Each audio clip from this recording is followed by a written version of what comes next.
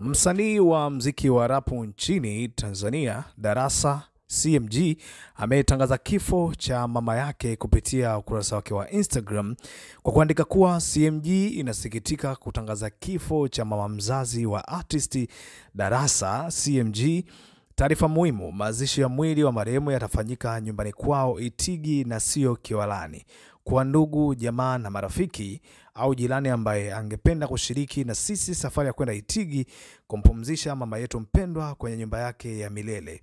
Safari hii ya kuelekea Itigi itaanza leo saa 5 asubuhi. Akamalizia kwa kuweka asante na emoji ya kushukuru. Bana, taarifa ambayo imetufikia ni ya kusikitisha kwa msanii ambaye anaiweka ramani ya mziki wa rap nchini katika mikono salama, akitamba na ngoma mbalimbali, lakini kwa hivi sasa imekuwa kama huzuni kwake yeye kwa sababu amepoteza kile kipenzi chake, ameondokewa na mama yake mzazi, na kama taarifa ambayo ameitoa, mazishi yatakuwa kule Itigi kwao. Mungu ambariki, Mungu akabariki kumsimamia msanii wetu kwa kipindi hiki kigumu ambacho anaenda kukipitia, kwa sababu kupoteza mama mzazi sio jambo la kawaida, ni jambo zito sana.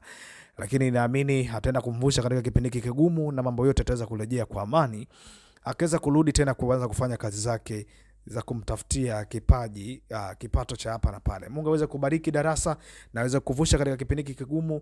Locha Media inakutakia safari njema ya kumpumzisha mama yako kwenye nyumba ya milele.